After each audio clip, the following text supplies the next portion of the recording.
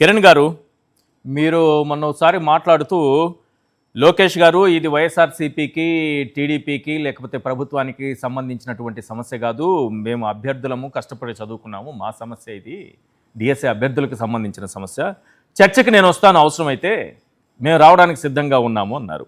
కానీ వాళ్ళు చర్చకు రారు, సిబిఐ ఎంక్వైరీ వేయరు, ఆయన రాజీనామా చేయరు, మీకు న్యాయం చేయరు, ప్రశ్నిస్తే దాడులు చేస్తారు.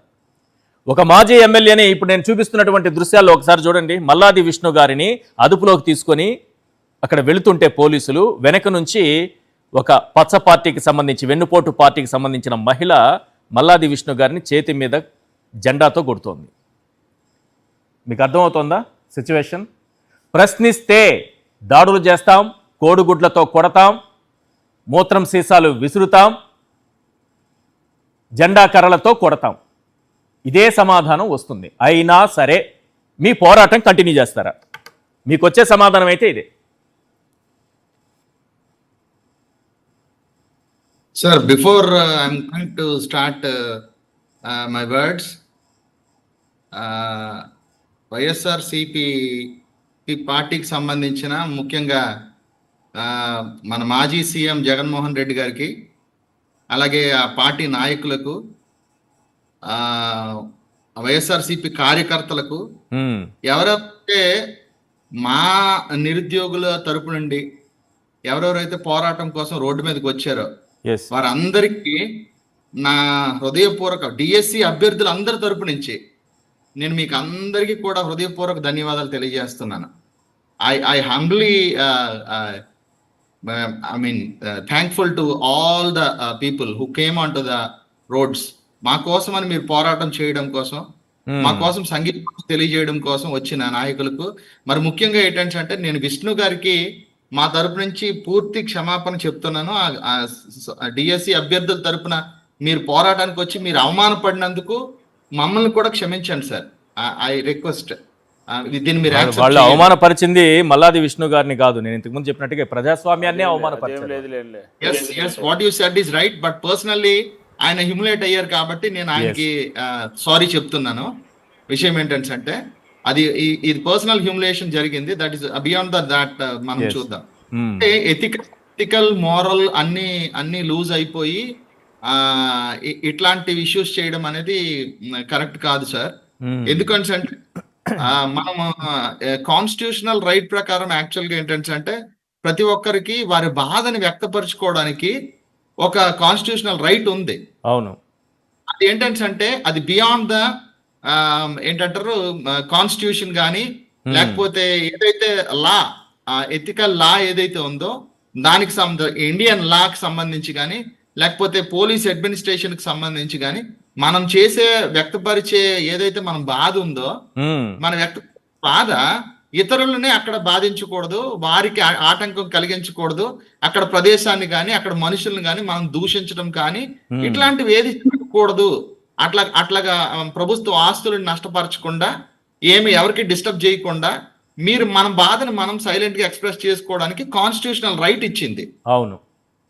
సో అలాంటి కాన్స్టిట్యూషనల్ రైట్ ని, మాకున్న బాధని మేము వ్యక్తపరచడం కోసమని మేము పరిచినప్పుడు వైఎస్ఆర్సిపి నాయకులు అయినటువంటి మాజీ సీఎం గారు జగన్మోహన్ రెడ్డి గారు యాక్సెప్ట్ చేసి మాకు సంఘీభావం తెలియజేసి మా కోసం మమ్మల్ని సపోర్ట్ చేస్తా ఉంటే, ఆ నాయకులు ఎవరైతే ఉన్నారో వాళ్ళని ఇట్లాంటి పనులు చేయడం అనేది, నేను అంటాను ఏంటంటే ఇది గవర్నమెంట్ కి సంబంధించిన విషయం కాదండి. ఎందుకంటే దీని మీద వెంటనే న్యాయస్థానాలు రెస్పాండ్ అవ్వాలి. ఎందుకంటే సుమోటోగా దీని కేసు తీసుకోవాలి. ఎందుకంటే ఇది పూర్తిగా ఏంటంటే అంటారు మొరాలిటీని కోల్పోయే దుశ్చర్యలు. ఇప్పుడు ఇంతకుముందు మాటల వరకే ఉండేది, తర్వాత కొట్టుకోవడం అదేదో జరిగింది. ఇప్పుడు అది ఏంటంటే అంటారు యూరిన్ పాస్ చేయడం అనేది మాట్లాడుకోవడానికే జుగుత్సాకరంగా ఉంది అది ఆ చర్య. ఇట్లాంటి అంత నీచానికి దిగజారిపోయే ఆ రాజకీయాలు చేయాల్సిన అవసరం ఏముందని నాకు అర్థం కాలేదు. ఇక్కడ విషయం అంటే ఒక దేశంలోనే ఉన్నాము, ఒకే రాష్ట్రంలో ఉన్నాము, మన అందరం తెలుగు వారిని. ఇప్పుడు మేము కూడా మీ కాన్స్టిట్యూషన్ లోనే ఉన్నాము, మీ కిందనే మేము అందరం ఉన్నాము. ఇప్పుడు మేము ఓటేసి గెలిపించింది మీరు ఏంటంటే అంటారు మాకు సమస్య వస్తే మేము రోడ్డు మీదకి వస్తే మీరు మా మీద ఏంటంటారు మీ ఫేవరెట్స్ తోని మీకు మీ సపోర్టర్స్ తోని మీరు మీద మా యూరిన్ పాస్ చేయమని ఓటేసామా? ఇట్లాంటి చేయడం కోసమా? ఇదే పాలిటిక్సా? ఇప్పుడు ఈ చర్యలు, ఈ దాడులు చూసిన తర్వాత మీ పోరాటం ముందుకే వెళుతుందా, వెనకడుగు వేస్తుందా? సార్ నేను అంటే ఇంకొకటి ఏంటి చెప్తానంటే, మ్మ్. ఇక్కడ విషయం ఏంటంటే జన్జీ ఉద్యమం కన్నా గట్టిగా ఉద్యమం జరుగుతుంది. కానీ విషయం ఏంటంటే ఇక్కడ అందరు ఇక్కడ డిఎస్సి అభ్యర్థులు ఎవరైతే ఉన్నారో, డిఎస్సి ఆస్పిరెంట్స్ ఎవరైతే ఉన్నారో, those people are very matured people. అందరికి ఆల్మోస్ట్ చాలా తక్కువ మందికి పెళ్లిళ్ళు అవ్వకుండా ఉన్నారు.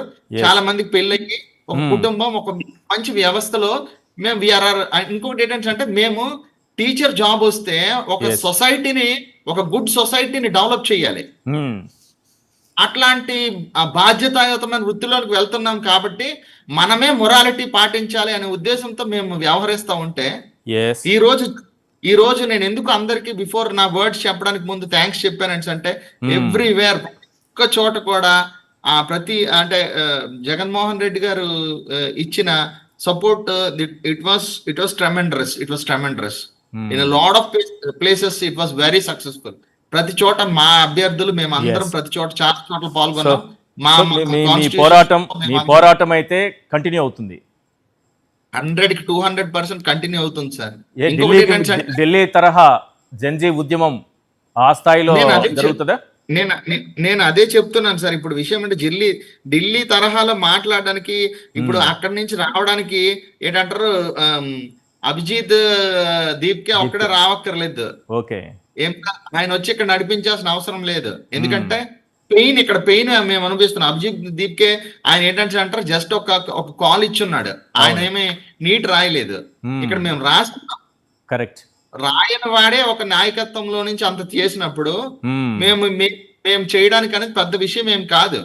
ఇప్పుడు రోడ్ల మీదకి తెగబడి వచ్చి అట్లాంటి నిరసనలు చేస్తేనే మీరు అందరూ అంటే, ఇప్పుడు నాకు అర్థం కాని విషయం ఏంటంటే మేము ఒక ఎగ్జామ్ రాసి ఆ ఎగ్జామ్ లో కండక్ట్ చేసిన విధానాలు ఏవైతే ఉన్నాయో అది కరెక్ట్ గా లేదు, ఇది ప్రాబ్లం ఉన్నాయి. మీరు ఏదైతే ప్రామిస్ చేశారో, ఏ నోటిఫికేషన్స్ అయితే ఇచ్చారో అవన్నీ కూడా కరెక్ట్ గా కండక్ట్ చేయలేదు అనే దానికి రోడ్డు మీదకి వచ్చి గొడవలు పడి ఇట్లాంటి న్యూసెన్స్ చెయ్యాలా సార్? రైట్. ఇట్లా చేస్తేనే కానీ మా బాధ చేయడానికి అది మీరు యాక్సెప్ట్ చెయ్యరా?